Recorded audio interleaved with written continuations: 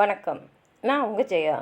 இன்றைக்கி நம்ம இந்த வீடியோவில் ஆங்கிலோ சாக்சன் பீரியட் இல்லைன்னா ஓல்டு இங்கிலீஷ் பீரியட்னு சொல்லக்கூடிய 449 ஏடியிலேருந்து 1066 ஏடி வரைக்கும் பார்க்கலாம் வாங்க. இந்த காலகட்டத்தில் முக்கியமான இலக்கிய படைப்புகள் என்னென்னு பார்த்தீங்கன்னா, காட்மன் எழுதின books of Genesis A and B, Daniel, Exodus, Judith, Christ and Satan. அப்புறம் சைனூல் எழுதின பெனே, Juliana, Christ, the fates of the apostles.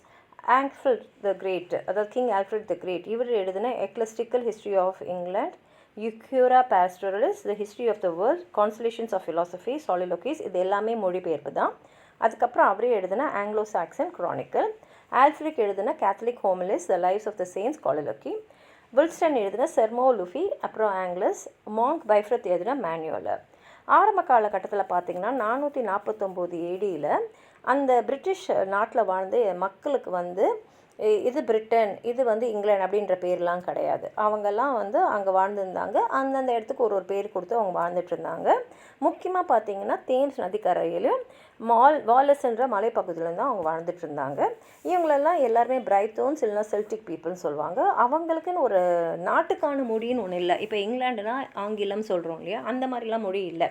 அங்கங்கே அவங்கவுங்களுக்குன்னு ஒரு டயலக்ட்ஸ் வச்சுட்டு, இப்போ குறிப்பிட்ட அதாவது ஆங்கிலம் மாதிரி இருக்கும், ஆனால் அவங்களுக்குள்ளேயும் நிறைய வேறுபாடுகளோடு தான் அவங்க வாழ்ந்துட்டு இருந்தாங்க. அதே மாதிரி அவங்களுக்குன்னு எந்த மதமும் இல்லை. அவங்களெல்லாம் நம்ம பேஜன் பீப்புள்னு தான் சொல்லுவோம். 43 ஏடியில் பார்த்திங்கன்னா ரோமன்ஸ் எம்பரர் கிளாடஸ் தலைமையில் இங்கிலாண்டை கைப்பற்றினாங்க.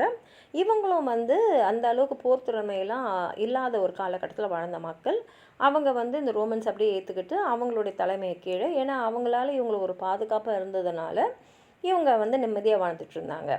ஆனால் 410 இந்த ரோமன்ஸ் அந்த நாட்டை விட்டு வெளியில் போயிட்டாங்க. இப்போ 449 ஏடியில் பார்த்திங்கன்னா 3 நாமடிக் டிட்டனிக் ட்ரைப்ஸு, அதாவது பழங்கால அந்த ட்ரைப்ஸு, அவங்க ஆங்கிள்ஸ், சாக்சன்ஸ், ஜூட்ஸு. அவங்க ஜெர்மனிலேருந்து ஹெங்கஸ்ட் அண்ட் ஹோர்ஸா இவங்களோட தலைமையில் அங்கே இறங்கினாங்க. இவங்க பயங்கரமான ஆயுதங்களை வச்சு ரொம்ப காட்டு மிராண்டனமாக எல்லாரையும் தாக்குனதுனால இந்த செல்டிக் பீப்புளுக்கு போர்த்திறன்லாம் அப்போ கிடையாது. அவங்க பயந்து போய் அங்கே பக்கத்தில் இருந்த அந்த மலைப்பகுதியான வேல்ஸ்க்கு ஓடி போயிட்டாங்க.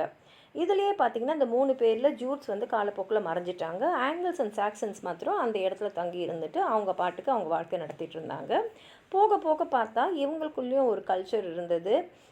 ஒரு டொமெஸ்டிக்காகவும் பீஸ் லவ்விங்காகவும் இங்கே இருந்ததுனால இந்த நேட்டிவ்ஸான செல்டிக் பீப்புளும் அந்த மலையிலேருந்து இறங்கி இவங்களோட தங்கி காலப்போக்கில் இவங்க எல்லாரும் சேர்ந்த ஒரு சிவிலைசேஷன் உருவாக்க ஆரம்பிச்சிது. இப்போ ரோமன் ஹிஸ்டரியில் நான் டாக்டிஸ் எழுதின ஜெர்மனியாவில் பார்த்தீங்கன்னா இது வெளியிருந்தது 100 ஏடியில். இந்த ஜெர்மனிக் பீப்புளோடைய அந்த கல்ச்சரை பற்றின ப்ரைமரி இன்ஃபர்மேஷன் இந்த புஸ்தகம்னு சொல்லலாம். இப்போ போக போக இந்த ஆங்கிள்ஸ் தான் முழுசாகவும் இப்போ இருக்கக்கூடிய இங்கிலாண்டை ஆண்டுட்டு இருந்தாங்க. அந்த ஆங்கிள்ஸ்லேருந்து தான் இங்கிலாண்டுக்கு அதோட பேர் வந்தது. ஆங்கிள்ஸ் இருக்கிற லேண்டுனால ஆங்கிள்ஸ் லேண்டு, அதுக்கப்புறம் அங்கிள் லேண்டு, அதுக்கப்புறம் இங்கிலாண்டுனாச்சு. இங்கிலீஷ்லன்ற பேரும் இதுலேருந்து தான் வந்திருக்கு. இப்போ இங்கிலாண்டில் வாழ மக்களை நம்ம இங்கிலீஷ் பீப்புள்னு சொல்லுவோம், இல்லை பிரிட்டிஷ்னு சொல்லுவோம். 597 ஏடியில் பார்த்தீங்கன்னா போப் கிரெகரி இவர் ரோம்லேருந்து என்ன பண்ணாருன்னா ஒரு கிறிஸ்டின் மிஷினரிஸை செயின்ட் அகஸ்டினோட தலைமையில் இங்கிலாண்டுக்கு அமைச்சார். அவங்க எல்லாம் கென்ட்டுக்கு வந்தாங்க. இவங்க ஏன் வந்தாங்கன்னா அவங்களோட மதத்தை, அதாவது கிறிஸ்டியானிட்டியை பரப்புறதுக்காக. அதனால் அவங்க கேண்டபரியில் ஒரு மொனாஸ்ட்ரியை ஒரு கல்வியை பரப்புகிற மாதிரி அங்கே ஆரம்பிச்சுட்டு எல்லா மக்களையும் அதாவது அது வரைக்கும் எந்த மதமும் இல்லாத மக்களாக இருந்த அந்த பேஜன் மக்களை கிறிஸ்டியன்ஸை மாற்றிட்டு இருந்தாங்க. இப்போது அவங்க வந்ததுனால நிறைய லாட்டின் வேர்ட்ஸு இங்கிலீஷில் வர ஆரம்பிச்சிது. அதே அவங்க கிறிஸ்டியானிட்டி பரப்புறதுக்காக மும்முரமாக இருந்ததுனால அந்த முயற்சியில் பார்த்திங்கன்னா இங்கிலீஷ் லிட்ரேச்சரும் நல்லா வளர ஆரம்பிச்சிது, தழைச்சி ஓங்குச்சு. 700 ஏடியில் வரைக்கும் பார்த்திங்கன்னா நமக்கு எழுத்து வகையில் ஆங்கிலத்தில் நமக்கு எதுவுமே இல்லை. அப்போ எழுத்து வகை ஆரம்பித்தது 700 ஏடிக்கு அப்புறம் தான். அதுலேயும் ஆரம்ப கட்டத்தில் பார்த்திங்கன்னா இந்த கிறிஸ்டின் கிளர்ஜிமென் தான் இந்த பேகன் பீப்புளோட கதைகளெல்லாம் அவங்க எழுதியிருந்தாங்க. அதுவும் வேர்ஸில் தான் எழுதினாங்க, ஏன்னா அப்போ ப்ரோஸ் கிடையாது. அதுக்கப்புறம் பார்த்திங்கன்னா 871 ஏடியில் பார்த்திங்கன்னா கிங் ஆல்ஃப்ரட் அவர் வெசெக்ஸில் ராஜாவாயிட்டப்புறம் தான் நமக்கு ப்ரோஸ் ரைட்டிங் இருக்குது.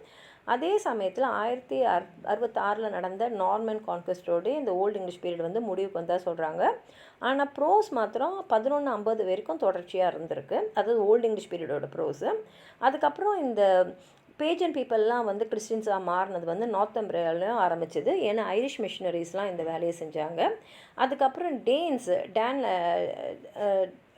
டேனிஷ் பீப்புள் வந்து இங்கிலாண்டை வந்து ஆக்கிரமிக்க ஆரம்பித்தாங்க 9வது நூற்றாண்டில். அதுக்கப்புறம் பார்த்திங்கன்னா நிறைய இங்கிலீஷ் கிங்டம்ஸ் இருந்தாலும் வெசெக்ஸ் தான் வந்து அதில் பலமான ஒரு நாடாக இருந்தது. அதுக்கு முக்கிய காரணம் வந்து கிங் ஆல்ஃப்ரட் தி கிரேட். உங்களுக்கு ஏதாவது சொல்லணும்னு நினச்சிங்கன்னா கீழே இருக்கிற கமெண்ட் பாக்ஸில் எழுதுங்க. இந்த வீடியோவை லைக் பண்ணுங்கள், உங்கள் ஃப்ரெண்ட்ஸோடு ஷேர் பண்ணுங்கள். சப்ஸ்கிரைப் பண்ணாதவங்களாம் ப்ளீஸ் சப்ஸ்கிரைப் பண்ணி சப்போர்ட் பண்ணுங்கள். நன்றி.